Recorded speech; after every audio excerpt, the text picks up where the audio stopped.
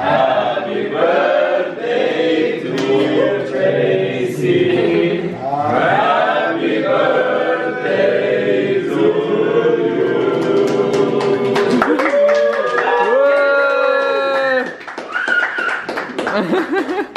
In Farsi. Ah, okay. Tavalludet Mubarak. It wasn't. And now in Armenian because there are a lot.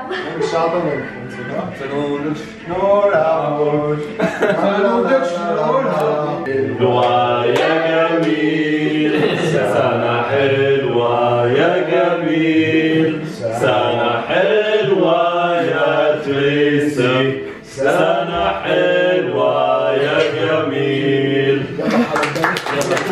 يوم رجدين يا سيديا يوم رجدين يا سيديا In Philippines.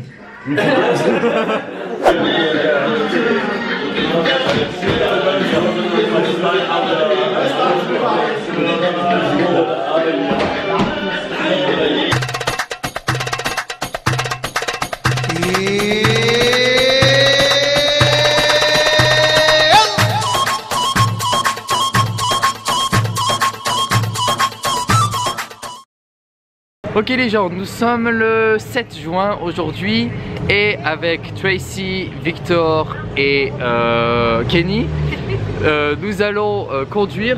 On a loué une voiture, donc voilà, celle-ci, tada, une Nissan Micra, magnifique. Et nous allons parcourir l'Arménie aujourd'hui, donc c'est parti.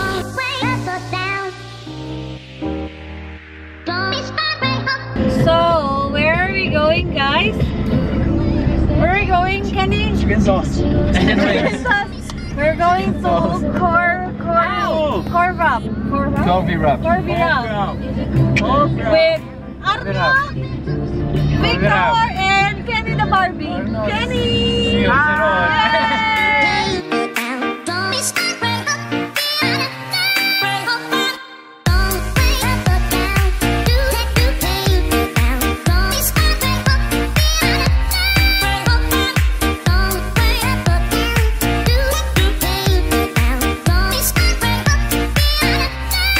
Candidate number 1 from Masef France It's really cool walking. is walking towards us now, and he's bringing something. Oh no, he's not. And he's here. 25 France.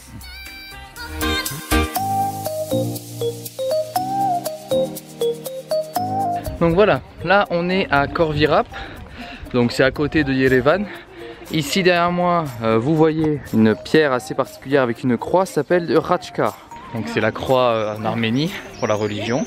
Et on a ici, on voit le mont Ararat de loin, ainsi que le petit Ararat. Bon là il y a beaucoup de nuages donc on le verra pas trop, mais je vais quand même vous montrer ça.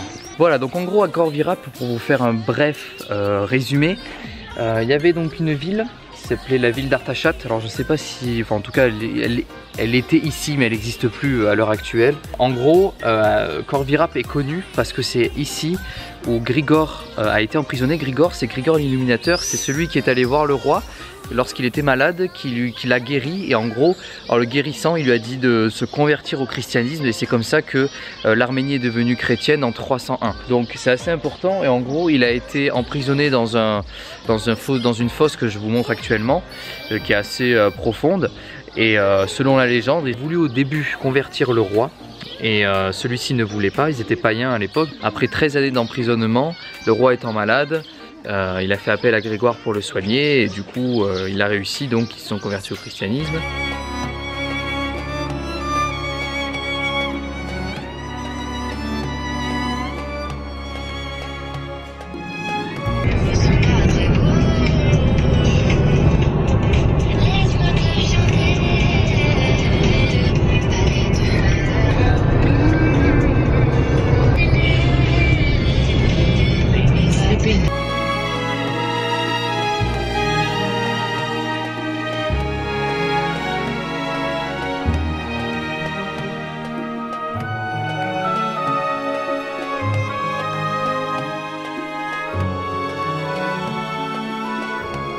Voilà, nous sommes à Dilijan et nous allons nous rendre au King of the Forest, le roi de la forêt semble être un arbre super intéressant.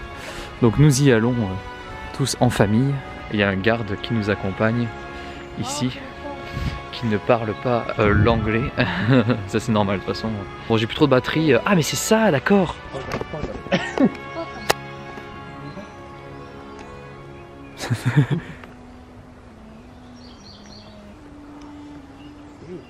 C'est une ancienne tour visiblement. Bon, et c'est pas que ça continue, parce que c'était peut-être pas le King of the Forest.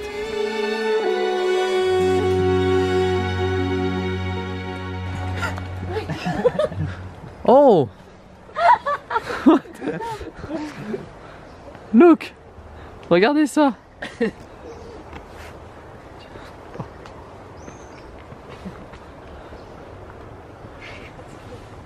Ara Sargsyan, King of the Forest.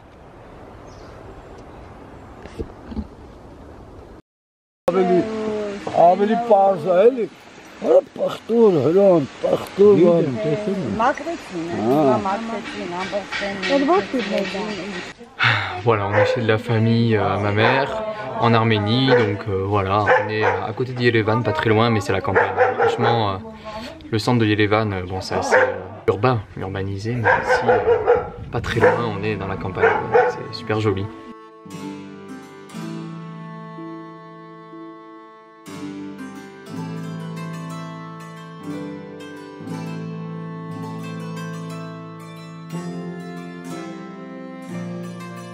Ավելի միացել բան դրանով ներկում ես, նոր որից հետո վիզին փոքր երկարակարգերի Aster? ու տմեզդու C'è. բախի չէ C'è. սա վիզիտը բրնում Խոլոված խորովածը պուտ ես, չէ?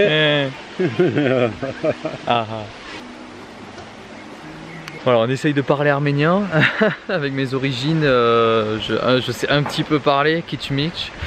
Voilà. Donc bon, c'est... Après pour me faire comprendre en faisant de l'autostop prochainement, ça va être compliqué. J'ai contacté une université francophone grâce à des contacts en France, de la famille, tout ça. Ils m'ont dit, voilà, il y a l'UFAR, l'université francophone d'Arménie, qui va déménager d'endroit, et ils m'ont dit ça pourrait être intéressant d'aller les voir. Donc je vais aller les voir demain, j'ai rendez-vous dans la matinée, j'y vais assez tôt. Ensuite j'ai pris contact aussi avec des centres d'handicapés qui vont s'équiper de panneaux solaires.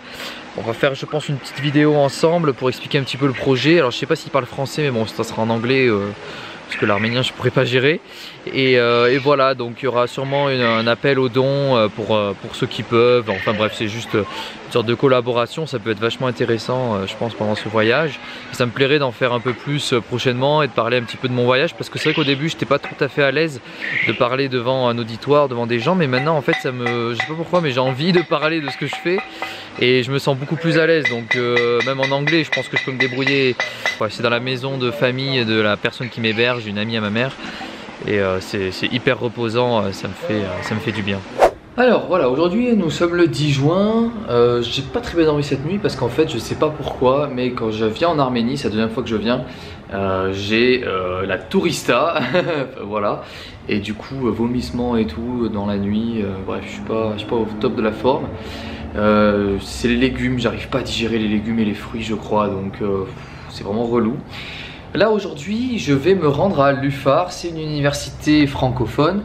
J'ai rendez-vous à 11 h, bon je vais arriver un petit peu plus tard mais c'est pas grave, pour discuter en fait parce qu'ils vont déménager d'endroit et parler un petit peu de cette université. Et voilà, je pense que ça peut faire un bon sujet en vidéo. Donc bah écoutez, on y va tout de suite, c'est parti. Alors voilà, donc je me retrouve dans l'université l'UFAR. Je suis avec Rosa. Est-ce que tu peux un petit peu expliquer l'UFAR, en quoi ça consiste, comment ça se passe, et ensuite le déménagement, le projet? Bien sûr. Alors l'UFAR, l'Université française en Arménie, c'est une université qui existe déjà. L'année prochaine, elle aura 20 ans et du coup, on va dire que face à ces 20 ans, l'UFAR veut déménager. On a un vrai problème de capacité d'accueil déjà parce qu'il n'y a plus d'espace, il y a beaucoup d'étudiants, on est en train de se développer, etc. Et puis même les modèles d'éducation, etc. On est en train de travailler sur tout ça, on est en train d'ouvrir de nouvelles facultés, etc. Et du coup, on veut avoir un nouveau bâtiment. Et on a commencé un partenariat avec le centre de technologie créative TUMO. Et du coup, la plupart des étudiants ne parlent pas français de base, ils viennent apprendre le français. Exactement. En fait, c'est pas quelque chose qu'on demande absolument le français à l'entrée parce que les étudiants ils viennent ici, ils ne parlent pas français. Après, au fur et à mesure, ils commencent à apprendre le français. Et les professeurs, donc tu as dit qu'ils venaient de France, et ils restent longtemps ici ou ils font des allers-retours? Comment ça se passe? En fait, ils font des allers-retours, c'est par mission. D'accord. C'est-à-dire, ils viennent, ils enseignent, ils font leurs cours, ils font leurs examens, après ils viennent pour les jurys, etc. Ça, les étudiants pourront te dire, te raconter mieux cette partie, voilà. Pour terminer, donc il y a un financement participatif pour TUMO, pour s'installer là-bas. Du coup, donc si tu peux me dire les différents acteurs qui contribuent au budget. Bien sûr. Alors, l'investissement total dont on a besoin pour faire ce projet UFAR 20+, est de 13 millions d'euros. Il y a 1 million d'euros qui vient de l'Union européenne pour le Convergence Center, parce que le Convergence Center va inclure la faculté d'informatique et mathématiques appliquées de l'UFAR. Du coup, il y a 1 million qui vient de là. Ensuite, il y a 1 million qui pourra être engagé sur le budget de l'UFAR réparti sur plusieurs années. Il y a 3 millions d'euros qu'on veut obtenir par une levée de fonds. Et du coup, on a lancé une levée de fonds en février. Et c'est le président de la France, M. Emmanuel Macron, qui l'a pris sous son patronage, cette levée de fonds. D'accord. Et là, on a déjà, en dons et promesses de dons, on a plus d'1 million d'euros. Il nous reste collecter les 2 millions. Ouais. Et les 8 millions qui restent de ces 13, on va les prendre en prêt. D'accord. Bon, merci beaucoup, Rosanne. Merci à toi. Merci à toi, Arnaud. Et puis, nous, on va aller voir un petit peu des étudiants, on va voir ce qu'ils pensent de leur université. Donc voilà, je suis avec 2 étudiantes, donc avec Nancy et Rosanna. Donc vous êtes en 3e année marketing en Arménie, baccalauréat et en licence 2 en France. Pourquoi vous avez choisi l'UFAR finalement? Finalement, j'ai choisi l'UFAR par plusieurs raisons. Par exemple, j'aime les langues françaises, anglaises, et c'est pour ça que j'ai entré à l'université française en Arménie. Et aussi, j'aime mon spécialité de marketing, précisément, et j'étudie beaucoup de matières ici. C'est la première raison. D'accord.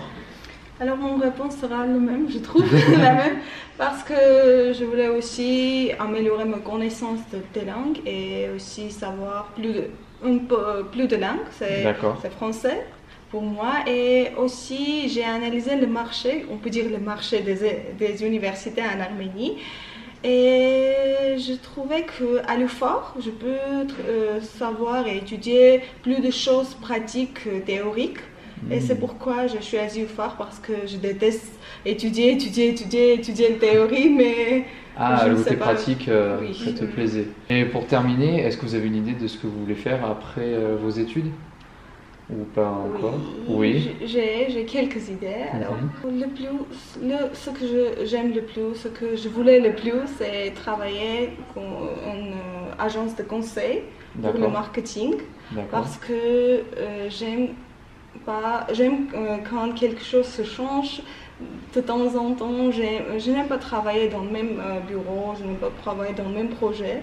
Et j'aime les changements. C'est pourquoi je veux travailler en agence pour avoir beaucoup de clients, pour avoir beaucoup de changements. Je veux dire qu'à partir de 3e année, j'ai fondé une entreprise avec mes amis de mon faculté, Ilona. Nous avons fondé une junior entreprise à l'UFAR. C'est une entreprise par les étudiants et pour les étudiants de l'UFAR. Nous avons fondé un souvenir shop, beaucoup de choses avec les brand de Le Phare. Ouais. C'est une start-up à Le Phare. Je peux dire que Le Phare est un incubateur pour nous.